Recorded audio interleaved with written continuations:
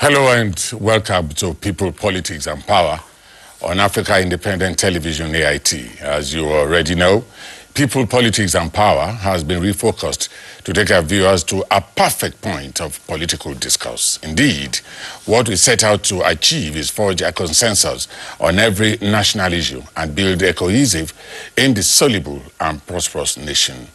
We have been discussing the vexed issue of restructuring.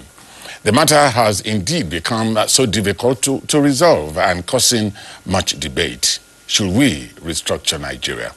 How do we go about it and where do we start from? Even as some commentators insist on fiscal restructuring, which implies a federal structure will divorce physical independence to the state and by extension ethnic regions, is that all there is in restructuring? We have invited a university lecturer to discuss this issue with us. It is distinctly noticeable that a lot of people pushing for this issue in the media speak about restructuring loosely. Nigeria desires deeper understanding of the issue so that people will not continue to construe restructuring to meaning splitting Nigeria. My name is Odion Bello. You're welcome. But really, as you can hear, the undertones, a lot of work has got to be done. A fantastic lot of work has got to be done amongst ourselves and everybody else. When we talk about resource control, for example, where does the resource go to? To the state governments, to the communities, to the local governments? Where? And what institutions should accept these resources? When we talk about true federalism, what really we're talking about is very simple. There are many things which can be done which really doesn't need the presence of the federal government. And those things can be done locally at the state level, or in a combination states. In other words, flexibility is possible towards the achievement of programs. I think it is remarkable that throughout all this discussion, nobody has said anything about the unity of Nigeria being threatened. And I think that's a great step forward. In other words, we're starting from the beginning that no matter what happens, we're still going to be in Nigeria. What we in the Northern Elders Forum, if I can refer to my group, are saying is that there is nothing wrong with Nigerians sitting as we are sitting here today to discuss issues of serious concerns to the development and future of this country. And I was the chairman of the drafting committee in the 1987 Constitutional Conference, Chapter 2. And this is where the soul of the Nigerian Constitution is Chapter 2, if you look at it carefully. But Chapter 2 of the Nigerian Constitution has been completely ignored. If you care to go and read a copy and look at what is going on the ground, you know that the Chapter 2 of the Nigerian Constitution has been thrown away. And this is why we're having so much problem and so much difficulty. Today, if you look at resources and their management or mismanagement, the case may be, I come from Kaduna State. Population, according to the 2006 census, puts us at about 6.3 million. And if you look at resources that come from the so-called federation account to Kaduna State, it is 1/4 of what Delta gets. So one expects in terms of resource allocation and development, you expect 4 times the kind of development that should happen in Kaduna, 4 times that in the Delta. But when I went to Warri to see my leader, twice I lost my shock absorbers between the airport and his hotel. And in fact, if you just go and check the recent budgets that have been approved by the various state governments in the country, I did an exercise on this recently and found that the budgets of the states in the Niger Delta is equal to the state of the entire northern states, 19 northern states, put together. The budget that has been approved. And this is true. You can't take that. It's a fact. So where is the money? Who has it? Who has it? So this is why I'm emphasizing management rather than issue of control. And if we can really sincerely sit down and look at how we have been mismanaging the resources of this country, small as they are, we should have been able to go a distance far from where we are now. Far from where we are now. And I would like to convey the apparent warmth I've seen here, concerns that I've heard from people I've known for decades now about the future of the country. At some point, I got angry, and I sometimes repeat this. And when the chairman said that this country is indivisible, is indissoluble, and so on, who said so? People who sat down and wrote the Constitution. Who told you that countries are not dissoluble or dissoluble? So many countries have been dissolved that started as one. Give you an example of India. It started as one, 1948. By the following year, it was India and Pakistan. By the following second 2-3 years, it's Pakistan and Bangladesh. And there are so many incidences. Only recently, the so-called oldest democracy in the world, Britain, had a referendum from Scotland. Scotland wanted to opt out. So what is required of all of us is honesty in our dealings with each other. We should be honest, direct, and once we are honest and direct, and our leaders are sincere, in terms of their responsibilities as leaders of this country has great potentials that should be the envy of many countries around the world. There is no country that is as endowed as Nigeria around the world today, I'm telling you. The truth of the matter is that our country missed roads. In January 1966, tragedy struck our country. There was a coup and a counter-coup in July, a state of emergency, a declaration of Biafra, and a declaration of war. And thereafter, we handed political management of our country to a people who by training are trained to resolve things physically and by force, not by diplomacy and negotiation. The two constitutions that we've had in Nigeria are constitutions written by the military, the 1979 and the present constitution. It is a fallacy to say that we, the people of Nigeria, have written a constitution. We have never written one. And I think that those of us who are politicians and civilians must take serious responsibility for our inability to do one. And the time is now. Everybody can see that this country is not working.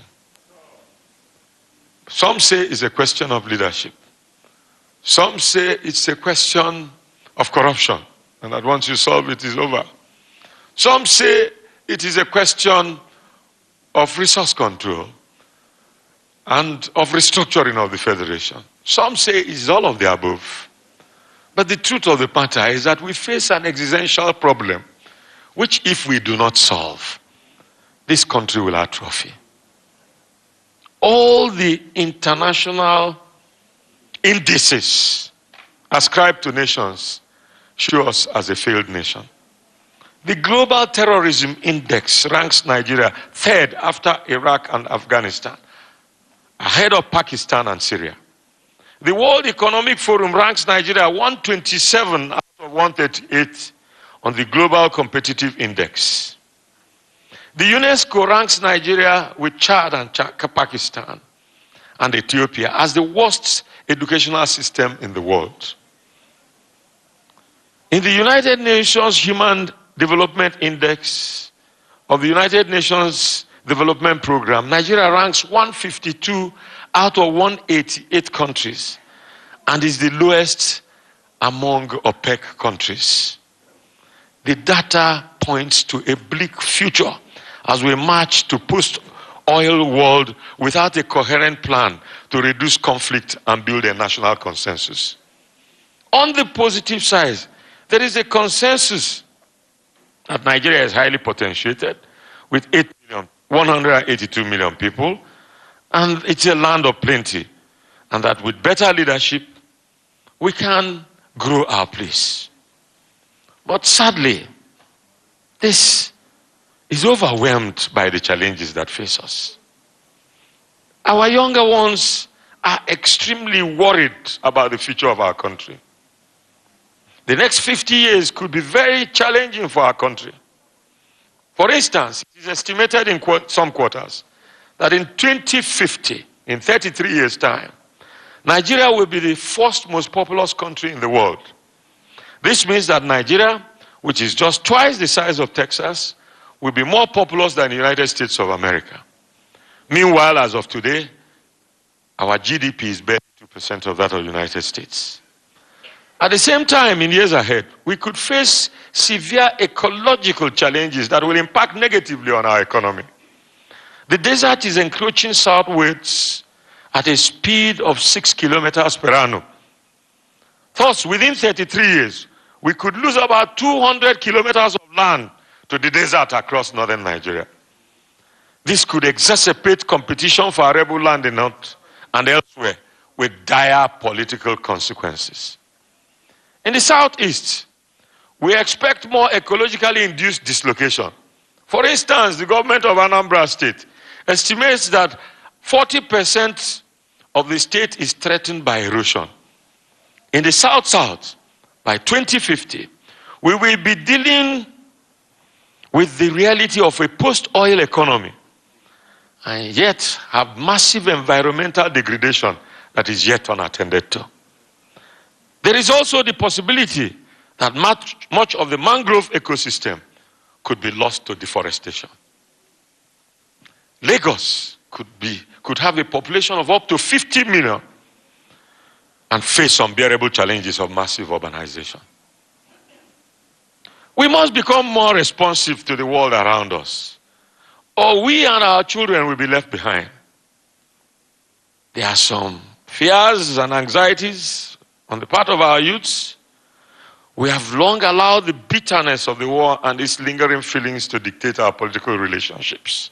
Consequently, we are blind to the truth about the fact that our country is failing and that we need urgent steps to salvage it. These steps must be founded on the principle of justice. As citizens, you all deserve a country that works, not merely for the rich or connected, but for everyone. And our promise to you is that we will, with your support and cooperation, take every step needed to create that country of our dreams. We also know that this journey will of necessity take time, but will not succumb to the temptation to take shortcuts that ultimately complicate the journey. We did not find ourselves in crisis overnight, and we do not expect overnight solutions to our challenges. The most important thing is that we are on the right path and that we'll not deviate from it, even in the face of strong temptation to choose temporary gain over long-term benefit. As the President has summed it up, and I quote, "The old Nigeria is slowly but surely disappearing, and a new era is rising," end of quote. And so we commemorate this second anniversary of our administration with confidence and optimism. I firmly believe that we have put the most difficult phase behind us, and we are witnesses to the ever-increasing intensity of the light at the end of the tunnel. We ask for your continued cooperation and support to enable us realize all of our best intentions and ambitions for Nigeria.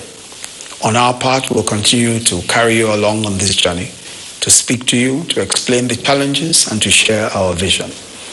And while we all daily preoccupy ourselves with pursuing the Nigerian dream, which is the desire to better our lives and circumstances vigorously and honestly, it is inevitable that grievances and frustration will arise from time to time. This is normal. What is not normal or acceptable is employing these frustrations as justification for indulging in discrimination or hate speech or hateful conduct of any kind, or for seeking to undermine by violent or other illegal means the very existence of the sovereign entity that has brought us together as brothers and sisters and citizens. Nigeria belongs to all of us.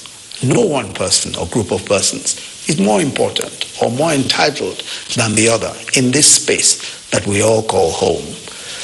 And we have a responsibility to live in peace and harmony with one another, to seek peace and constitutional means of expressing our wishes and desires, and to resist all who might seek to sow confusion and hatred for their own selfish interests. The Nigeria of our dream, the Nigeria we need, is the united, indissoluble, and cohesive Nigeria which guarantees equity, fairness, justice, and prosperity for its citizens. That is our focus on people, politics, and power. It is fresh, insightful, impactful. It's a must-watch. People, politics, and power on AIT. Join us to build bridges of unity. And with me in the studio is a professor of political science from the University of Abuja, Professor Sadiq Abba.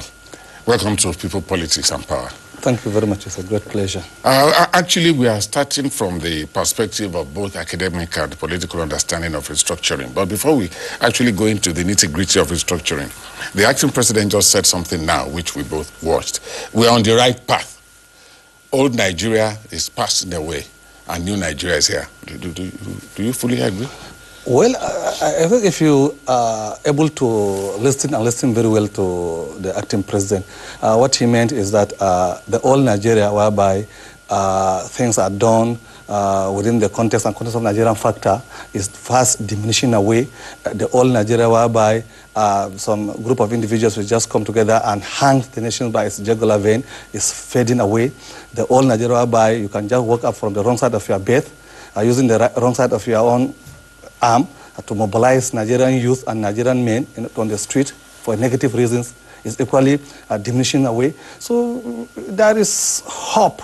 We are not there yet. It is not yet El Dorado, it's not yet Uhuru, but yet as a Nigerian you can see there are some positive signals on the horizon that if we continue with this path, if we continue with this in these particular directions, if we pursue vigorously our destination that is as it has been defined today, certainly the end is going to justify the means, especially taking into considerations that development, growth, progress, prosperity of nations are not achieved within a blinking of an eye. It takes a long-term process with discipline, with dedication, with commitment, with valor, with patriotism, with in-depth nationalism, both from the side of leadership as well as from the side of fellowship, for a nation to beat each other. We have arrived. Nigeria, are we on the right course? Yes. Why? Because For the first time in so long a time, we have leadership that are very conscious of what they are supposed to do. We have leadership that are very committed about what they are supposed to do. We have leadership that are ready to sacrifice, which is very, very much absent in the past, in the previous Nigerian scenario. So this is what gives us hope. And it's not enough for Nigerians to just cross our fingers and say, we wait for the leadership to take us to the El Dorado, to the promised land. No, we should insist, we should demand, we should force them to account for every actions, inactions, reactions, and counter-reactions that every leader from the local government, councillor to the president are doing. So that is the only way out for Nigerians. Good, Prof. You are so optimistic that a new Nigeria is on the way. Now, we invited you here for the purpose of actually understanding restructuring. Because in some quarters, some Nigerians even see restructuring as splitting Nigeria. Restructuring ordinarily means organizing differently. But that is academic meaning. We need a political understanding. You see, even within the academic cycle, there is no consensus on restructuring. The definitions, the meaning, you understand, the concept as an operational variable, there is no consensus among academicians. Worst of all, within the political cycle, there is no agreement, there is no consensus as far as what the word or concept restructuring stands for in Nigeria. And apart from even the definitions of the meaning, in Nigeria, the academicians are confused at the university system. The media houses are helpless and hopeless to some extent. The politicians are highly mischievous with the concept of restructuring.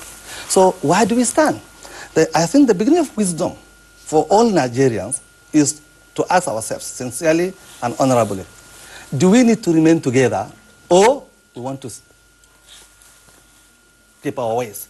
And that does not mean if you are keeping your ways, we are going to pick up arms and ammunition, we are going to go into war and battles, we are going to go into destructions and violence engagements. No. It's restructuring as a concept all over the world, either from the point of view of metaphysics and metaphysics or from the point of view of epistemology, is a positive concept. It's an exercise, it's a process that every nation, every country, every community looks happily, pleasurably towards to. But the reason why it is so much different in Nigeria is the context under which restructuring is being pronounced and repronounced in Nigeria. In Nigeria today, if you say restructuring, the first idea that will come to an average northerner is you want to exercise the entire north out of Nigeria. There's a mentality. If you go to the south, an average south-southerner will feel that what is restructuring is resource control. If you pick an average Igbo man on the street of Onitsha or Abba, it is about Biafra. And if you go to the southwest, the Yorubas, what is restructuring? To them, it is sovereignty. That is pseudo-sovereignty within the nation.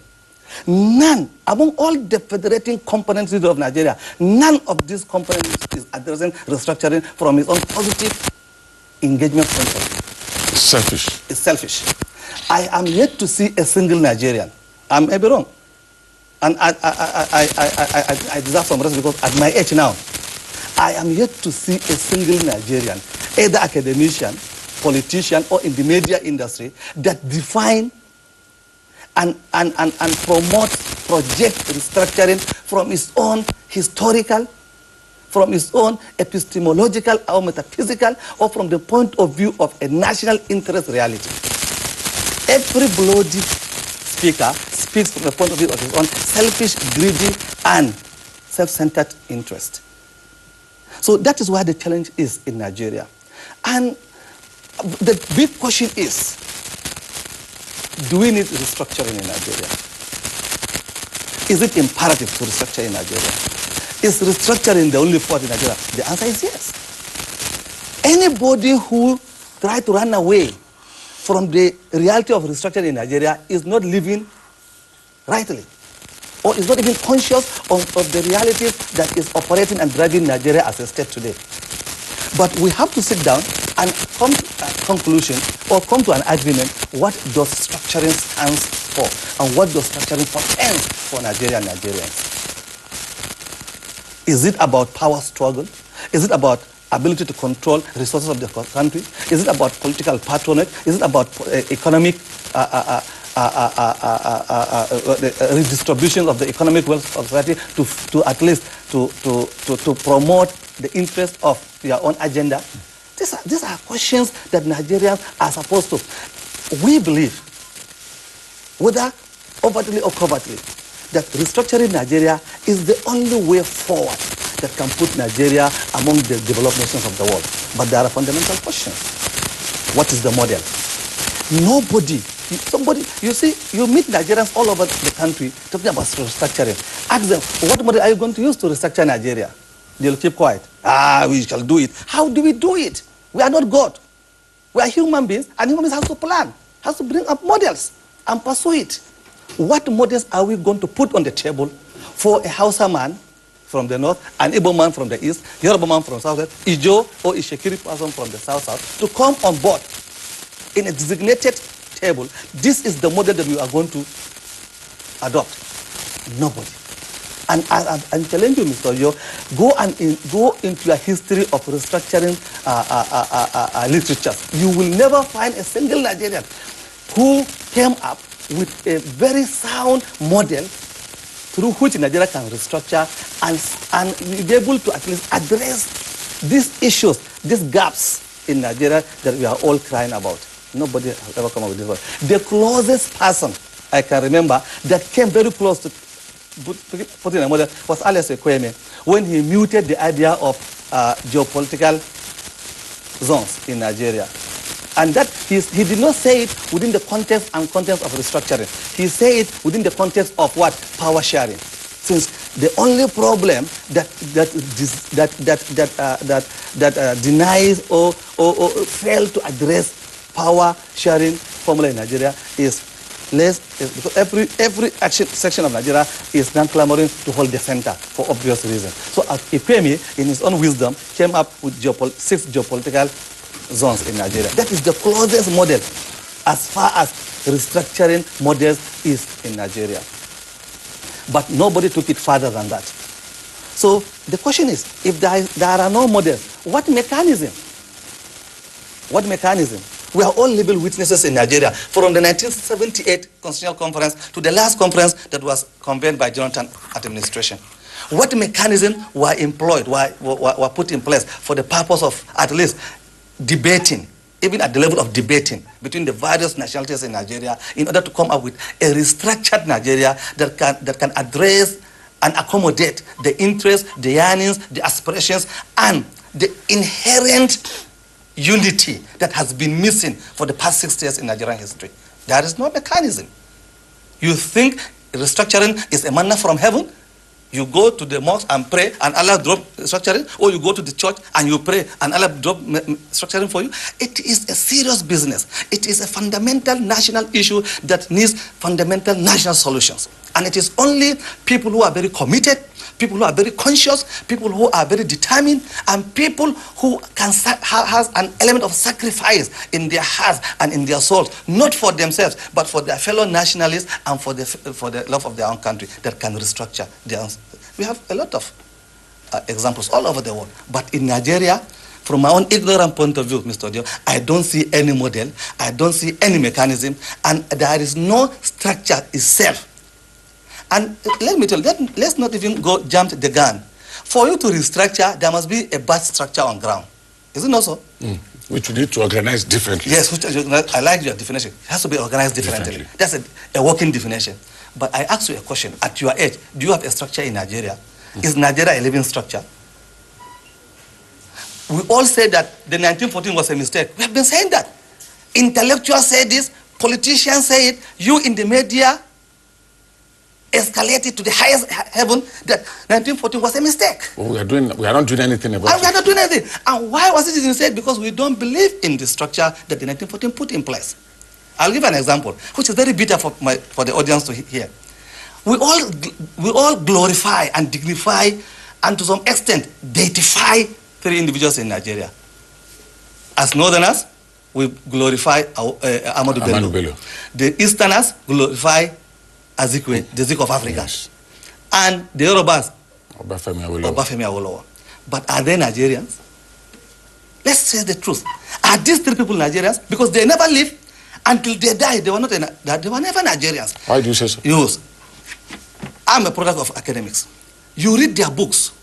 If you want to read the mind of somebody, read what he wrote. Odion Bello wrote in his book, My Life, Nigeria is nothing but what? A mere colonial joke. It's a novelty. He wrote in his book, My Life. In that book, he preferred to become the Sultan of Sokoto for one day than to become the Prime Minister of Nigeria for 100 years. And that's why when the MPC met the independent election in 1959, he refused to go and become Prime Minister in Lagos. He said, Abubakar, kaje Lagos, kazama Prime Minister, kashashai kachi biscuit. Go to Lagos and become the Prime Minister. For Odion Bello, I'm waiting for the Sultanate vacancy. I rather become the Sultan of Sokoto than to become the Prime Minister of Nigeria for 100 years. Because he believed there was no structure on ground? He said Nigeria is a colonial joke. It's a colonial novelty. If you read Sadiq, as even his last recent book, before he died, The Political Ideology of Nigeria, what did he say? Don't even go to my Odyssey. Even recently, when he contested 2 elections and failed, he said Nigeria is what? Nigeria exists only in the minds of those who created Nigeria. And the beginning of wisdom is the fear of an evil man in Nigeria. That's what he said. Awolowo, in his book, Voice of Reason, Voice of Wisdom, Voice of Courage. These are the 3 pamphlets that he wrote.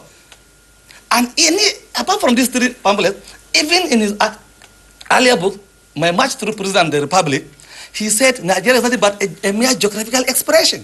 You only exist on map.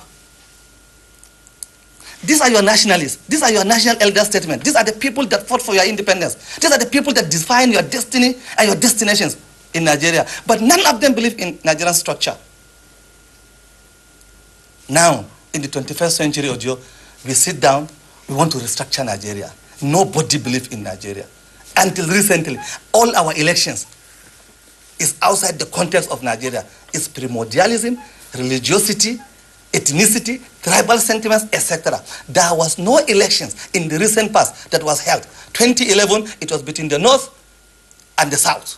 It is between the Muslims, North, and the Southern Christians. It is between the Muslim as President Aspirant Buhari and the Christian soldier of Christ, Jonathan Goodluck. That was the only tools of analysis. That was the only ingredients of political considerations.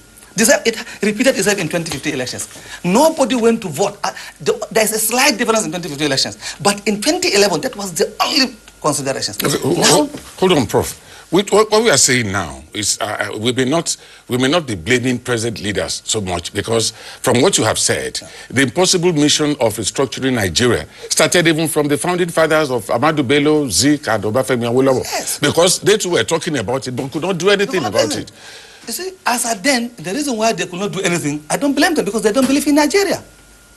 Is that not unfortunate? Yes, it's unfortunate. Even Lugard himself did not even believe in Nigeria. Did you read his memos to the Commonwealth Office in London when he sent the memos about amalgamation of North and South? He said, I don't know what came into my mind even to mute this particular idea, but I know whatsoever it is. The eggheads in London, in the Commonwealth Office, will not agree with my own idea. They will never approve the amalgamation of the North and the South. But Lord Lugard was privy to the amalgamation. He was the architect of the amalgamation. But when this memo that he wrote defining the amalgamation, he told his wife, it's not workable.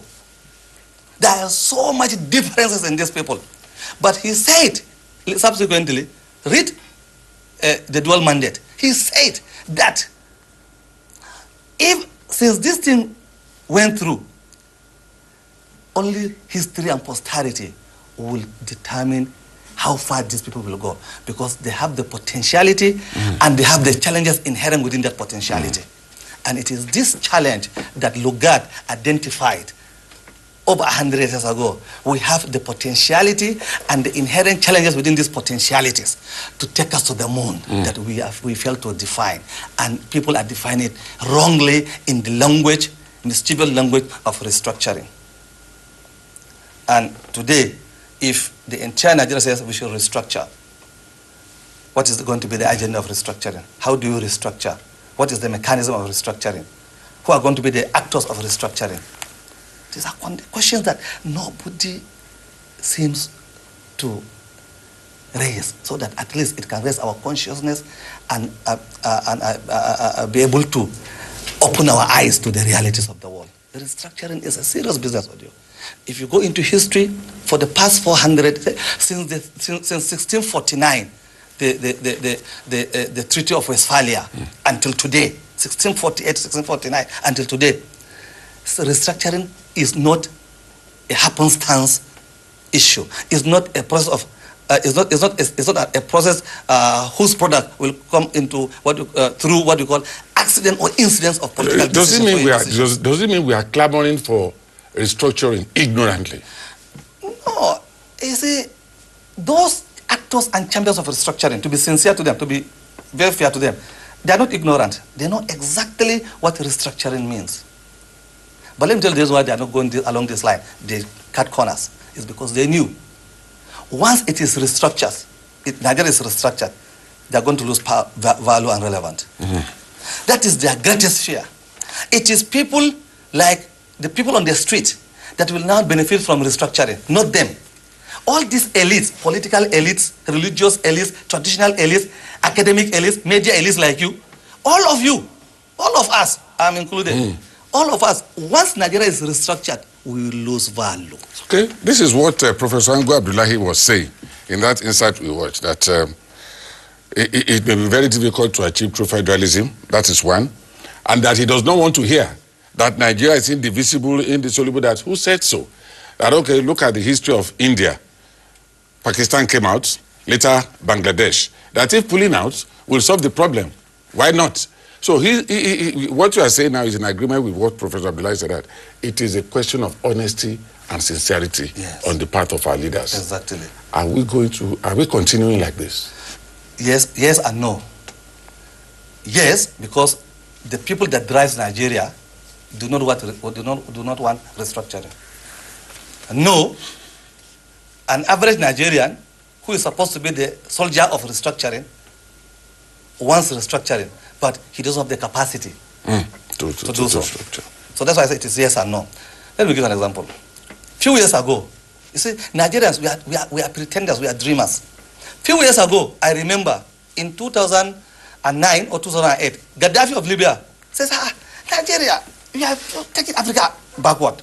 Please, since the problem is religion in Nigeria, divide the country into half. Muslims should go one side, Christians should go one side. He gave a model. But what happened? Including the government of Nigeria was on his neck. That he is a jihadist. Bring a proper model. Nobody brought. Gaddafi, Ekweme gave us a beginning. The geographical zones. Yes, geopolitical zones. Yes. A perfect model to start with. Nobody built on that. Gaddafi gave us another model, even though it may not sound palatable to Nigerians. But nobody gave it any attention. So, you see, the problem is this. If we restructure, how are you going to restructure Nigeria? People confuse true federalism with restructuring. They are two different concepts altogether. In fact, they are diametrically opposed. There is no way you can come and tell me that true federalism means restructuring. There's the confusion. Even in the academic cycle, you have professors that cannot even profess well. They cannot differentiate between restructuring and true federalism. And unfortunately, there are professors of political science, sociology, professors of history. That's a misfortune. You have politicians who cannot even define these two concepts, and they superintend our national destinies. We have media houses that are very lazy in research. They don't do it. They are helpless and hopeless. So the question is, why do we go from here as restructuring? This way, okay, the north, let's start with the northern Nigeria, 19 states of northern Nigeria. Let's go out of Nigeria as northern Nigeria. Is it so simplistic like this? There are 4 states or 3 states in northern, they are Christian dominated. Are you going to impose Sharia on them? Is it what Allah says in the Quran? Or what the Prophet says in his hadith? You should impose religion on people? It's not. And of course, the other states will want to impose Sharia. Yes. So, and other states, out of 19 states, 15 to 16 will want to go Sharia. And Allah says there is no compulsion in religion. Or if you allow the 3 states to go Christian republicanism, because this is the political system that Jesus Christ practiced in his 3 years administration, Christian or Republican Christianity. Are they going to impose Christian republicanism within that country? Within that country, where Muslims are the minority? Are they fair to the Muslims? These are questions. Even within the north, a single geopolitical zone, you restructure, so you become, which name are you going to give northern Nigeria? That can accommodate the realities, almost over 200 tribes and ethnicities and religious diversities. It's a problem. If you go to look, the perfect example of people who are agitating for self-rule now is the Biafra. Can the Igbo stand? Can the Igbo stand now? They are landlocked by the south and landlocked by the Yorubas and landlocked by the north. And they are in the middle. No access to sea, no access to national boundary as it is today. And they want to go restructuring. And out of 40% of Igbos are outside Southeast Nigeria with abundant human and material resources. It running into maybe 2 trillion or over 2 trillion. If they restructure, they cry Biafra. You see, a houseman will allow anyone to carry his house from Kano back to Abba or his factory. There is no model of agreement how you structure.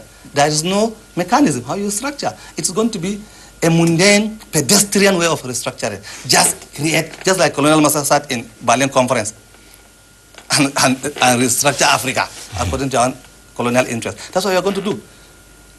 Or if you move the houses in the south, should come back to the north. People who were born over 100 years ago, or the Yorubas in Sokoto, Zamfara, Borno, Adamawa, they should go back to Yoruba land. Those who are already contesting elections there. In my secondary school, we finished with Yorubas and Igbos. We have Gongola State Scholarship. They are indigenous of Adamawa by birth. They receive Gongola State Scholarship for the past 20, 30 years. So if there is restructuring, Chidebere, my friend, my childhood friend that we or Dele Babalola, a Yoruba man, or Momo from Auchi. That all we grew up. We went to river together, we play football together, we climb trees together, we hunt together as Yorubas, Igbos, and from Auchi. Now we restructure Nigeria, we ask them, go back to your states. These are fundamental issues. You seem to be saying that the solution to Nigeria's woes is not on the cry of restructuring, but something else. Yes. Like what? Chinua Achebe said it. The trouble of Nigeria is leadership. I can assure you, Odion, if there is a madman at the presidency, or if there is a dog at the presidency, if there are monkeys in your state government house, and there are lizards in your local government headquarters, and they are doing the right thing, you don't bother who is governing you. You don't even have the time to talk about who is governing you. It's because there is no good governance. People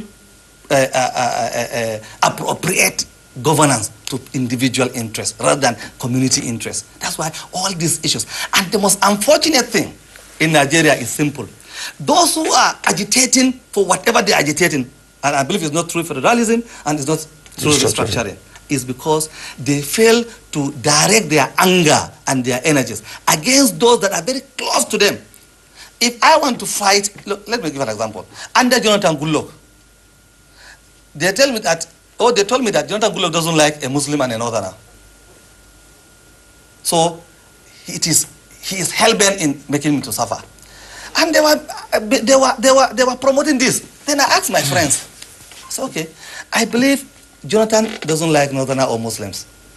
You agree? They say yes, okay. Now, what is my governor, Murtala Nyako, doing with my state allocation? This was supposed to... Jonathan is too far away from Abuja. See my governor. Can he account? There's political accountability between me and my governor. What is he doing with state resources? No Adamawa man is asking this question. Just like no other state person who is agitated for restructuring or resource control is asking about their governors. My chairman of a local government, the day you give him money, he ran to Cameroon to go and enjoy with beautiful girls. He abandoned governance. If you go to other states, they always go to Port Harcourt or Lagos or come to Abuja. The far northern states, they come to Kaduna. It's just they a won't party. Travel out of the country. Yes, they even travel out of the country. It's about good governance. It's about political accountability. It's about sincerity of purpose of leadership. It was encapsulated in Chinua Achebe's work. The trouble with Nigeria is leadership. So what we're saying now, even if resource control is even in order, these leaders will still waste the resources. Let me tell you, at a point, I'm a political scientist. I did analysis of federal government allocations to states. The Northeast zone, the 6th Northeast zone, is not receiving up to one state in the South-South. One state. And when I went to this South-South state, I'm a little bit disappointed because I'm expecting to see marvelous developments, heartbreaking developments, but there is none. But those people in that state will not ask the governors, what did you do with this quantum of billions that was given to you? The governor will deceive them that it is, your enemy is not me, it's somebody from Abuja, Buhari, Osibanjo. They create fictitious scenarios because there are no citizens in Nigeria. We are not yet a citizen. And subjects, prisoners, slaves don't elect good leaders. They elect rulers. In Nigeria, because constitutionally, Nigerian citizens have compromised the chapter 2 of the Nigerian Constitution. Yes, I was coming to that. We have willingly, consciously, deliberately, purposefully compromised the God-given privilege given to citizens of the Federal Republic of Nigeria as encapsulated in the chapter 2 of the Nigerian Constitution. Can you give us a breakdown of that chapter 2? You know, we were talking about this before the program started. The chapter 2 of the Constitution is the social contract, the social pact. It defines the agreement, the pact, the contract between the government and the Nigerian citizens. In terms of socio-economic benefits, etc., etc. This chapter 2 defines not only the roles, but the responsibility of government, the duty of government to the citizens of the Federal Republic of Nigeria. But no Nigerian, all those who are agitating for restructuring, resource control, sovereignty, Araba from the north, Araba, all these people, nobody is addressing this particular concept or this particular issue of chapter 2 from the point of view of their own socio-economic development and underdevelopment. They do it from ethnicity, tribalism, religious bigotry, sectional affiliations. None. So as far as Nigeria is concerned, Nigeria doesn't exist first. My challenge as a Nigerian man, what I want to bequeath to my children, is I want to go beyond our nationalists. Odion Bello, Sadiq and Awolowo. Let's make Nigeria as a structure. And let's have a model under which this new structure will work. So that at least others will come and build upon it. In the next 50 years, an average Nigerian will be a superpower, not only politically but economically. But the way we are going, Odion, there is no hope. Unless this government that is in place now decides to keep faith with Nigeria and Nigerians, the way Osibanjo is running from pillar to post, the way Buhari is trying to die for Nigeria, which is not worth it, unless and until. No, it's worth it. Is that not one of the ways by which you can get a model Nigeria? But what they are saying, that the people are saying that they wanted to Biafra. In the presence while they are trying to salvage Nigeria, even the wobbling structure, they said they want to go. People are saying, look, yesterday I had on federal government, what do you call it? Federal Executive Council meeting. Yeah. Over 436 billion was spent in the 6 states, or this 9 states of Niger Delta Development Commissions. Go to those states, you won't see even 45 billion naira worth of projects. Why is the money? But those people, they cannot protest on the streets, demanding accountability. They hit at Buhari, they hit at Osibanjo. The governors the citizens of northern Nigeria will not push their governors to account. They see recessions as an economic weapon Buhari is using to punish them. That is the beauty of their own ignorance. That's the beauty of their own ineptitude. And it is what the politicians and the enemies of Nigeria in terms of elitism that are exploiting to the advantage. And they say we should restructure Nigeria. But structure to look at, we don't like what is on ground. Nigeria is a mistake, 1914 mistake. What model do you have? What option do you have? Because you cannot transfer from something that is very bad to nothing.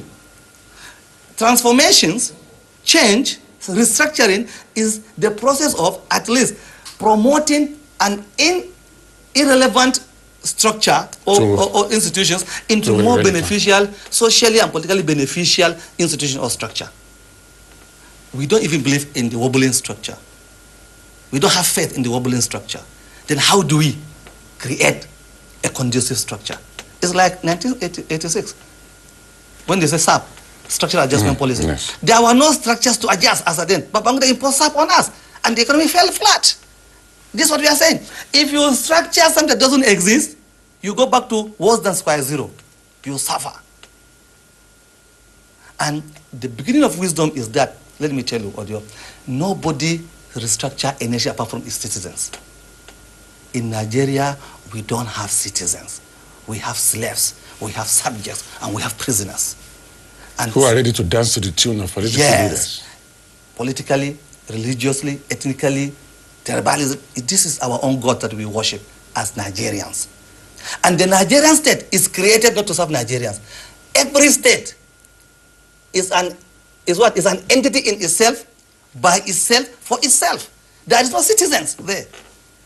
It is citizens that force states, based on their constitutional requirements and provisions, to now do certain things in line with the interests, dreams, and aspirations of the citizens. For the first challenge is, who is a citizen of the Federal Republic of Nigeria? If they appoint Odion Bello today as minister, they say, his zone is having more ministers than my zone. They don't see you as a Nigerian who is ready to work for Nigeria, because they don't believe in Nigeria, so they don't even believe that you can be a Nigerian. So you are just a bloody Odion Bello from one angle of Nigeria. Why is Nigeria? Why are Nigerians? If they challenge Nigerians to come and prove that they are Nigerians, it's very difficult for us to prove. In our hearts, in our mind, and in our soul, it's very difficult.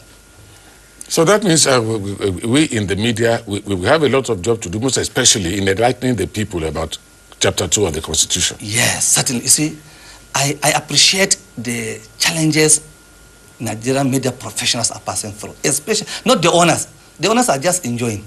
I'm talking about people like you, the foot soldiers on the street, the operators.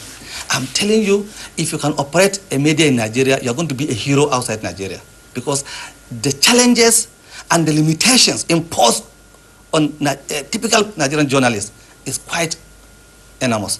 So, but be this as it may, please, the essence of every media is not only to inform, but is to educate and mobilize. That's what these two roles. Nigerian media have been informing.